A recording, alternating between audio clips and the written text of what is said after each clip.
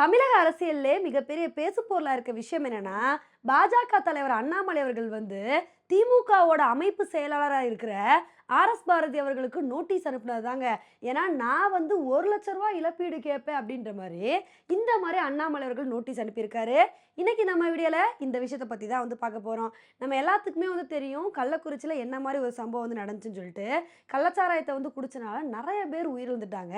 அதனால அந்த ஒரு விஷயத்த பத்தி நெறைய அரசியல் தலைவர்கள் வந்து கருத்து தெரிவிச்சுட்டு வந்துட்டு இருந்தாங்க.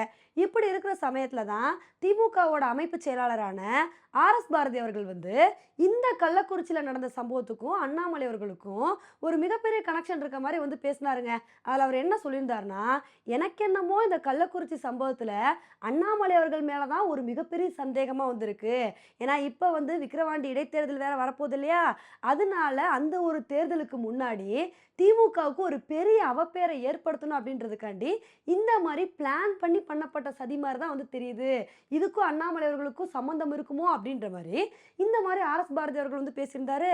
உடனே இந்த ஒரு விஷயத்துக்கு அண்ணாமலையோட ஆதரவாளர்கள் எல்லாருமே எதிர்கருத்துக்கள வந்து பதிவு பண்ண வந்து ஆரம்பிச்சுட்டாங்க.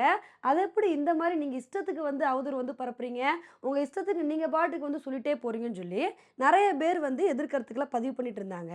இப்படி இருக்கிற சமயத்துல தான் அண்ணாமலை அவர்கள் வந்து இந்த ஒரு விஷயம் சம்மந்தமா நோட்டீஸ் வந்து வெளியிட்டிருக்காருங்க.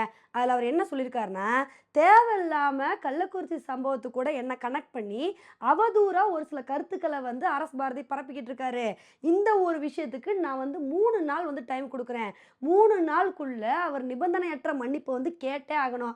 அந்த மாரி மன்னிப்பு கேட்காம விட்டுட்டாருன்னு வச்சுக்கோங்களேன், நான் வந்து அவர் மேல வழக்கு பதிவு பண்ணி நஷ்ட ஈடா 1,00,00,000 வந்து கேட்பேன் அப்படின்னு சொல்லி இந்த மாரி நோட்டீஸ் வெளியிட்டிருக்காரு. இப்ப இதுதாங்க தமிழக அரசியல்ல மிகப்பெரிய பரபரப்ப வந்து ஏற்படுத்தியிருக்கு. இப்ப இது மட்டும் இல்லாம பாஜக தலைவர் அண்ணாமலை அவர்கள் வந்து தமிழக முதல்வர் ஸ்டாலின் அவர்களையும் கடுமையா விமர்சனம் பண்ணியிருக்காருங்க. இதுக்கான காரணம் என்னன்னா, இன்னைக்கு தமிழக சட்டசபையில வந்து தமிழக முதல்வர் ஸ்டாலின் அவர்கள் வந்து ஒரு முக்கியமான விஷயத்த வந்து சொன்னாரு. என்னன்னா, நாங்க வந்து ஓசூர்ல சர்வதேச விமான நிலையம் கட்டுறதுக்கான முயற்சிகள வந்து பண்ண போறோம். அடுத்த கட்ட நடவடிக்கையா இத வந்து எடுக்க போறோம் அப்படின்னு சொல்லி இந்த மாரி ஒரு விஷயத்த வந்து சொல்லியிருந்தாரு.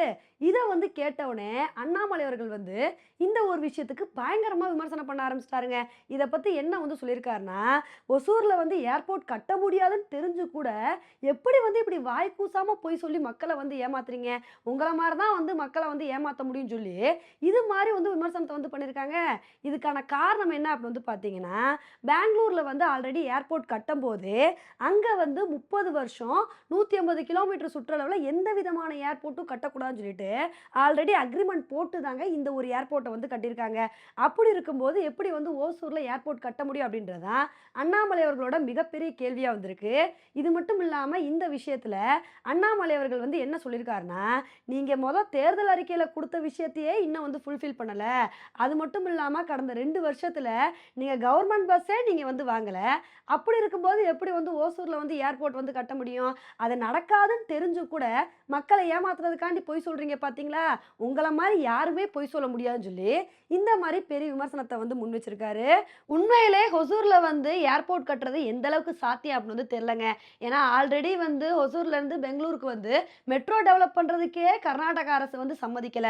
ஏன்னா என்ன வந்து பிளான் பண்ணியிருந்தாங்க அப்படின்னா, ஒசூர்லேருந்து பெங்களூருக்கு வந்து மெட்ரோ டெவலப் பண்ணோம் அப்படின்னா, நெறைய பேர் வேலைக்கு போறவங்களுக்கு ரொம்ப ஈஸியா வந்து இருக்கும். போயிட்டு வந்துருவாங்க. அதனால இந்த மாரி மெட்ரோ டெவலப் பண்ணணும் அப்படின்னு சொல்லிட்டு டிராஃப்ட் எல்லாம் வந்து ரெடி பண்ணாங்க.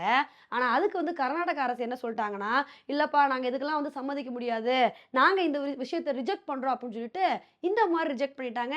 இதுக்கான காரணம் என்னன்னா, இந்த மாரி ஹொசூருக்கும், பெங்களூருக்கும் வந்து மெட்ரோ டெவலப் பண்ணாங்கன்னு வச்சுக்கோங்களேன், பெங்களூரோட டெவலப்மெண்ட் வந்து நல்லாவே பாதிக்கும்னு சொல்லிட்டு அவங்களுக்கு நல்லா தெரியும். ஏன்னா ஒசூர்ல வேலை பார்க்குறவங்க நெறைய பேர் வந்து பெங்களூர்ல போய் வீடு வாங்கி அந்த மாரி வந்து செட்டில் ஆயிறாங்க. இந்த மாரி மெட்ரோ டெவலப் பண்ணிட்டாங்கன்னு வச்சுக்கோங்களேன், அவங்க பெங்களூர்ல இருக்க வேண்டிய அவசியமே இல்ல. மெட்ரோ வந்துருச்சு அப்புட்ன்னா டெய்லி வந்துட்டே வந்து போயிருவாங்க.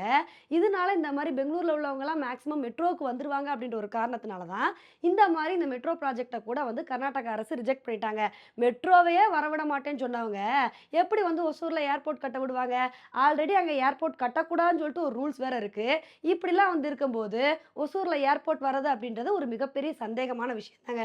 ஓகே ஃப்ரெண்ட்ஸ், இந்த ஒரு விஷயத்த பத்தி நீங்க என்ன நினைக்கிறீங்க அப்படின்றத என்னோட கமெண்ட் செக்ஷன்ல வந்து போடுங்க. இதே மாரி இன்னொடையில உங்கள வந்து மீட் பண்றேன். Bye friends.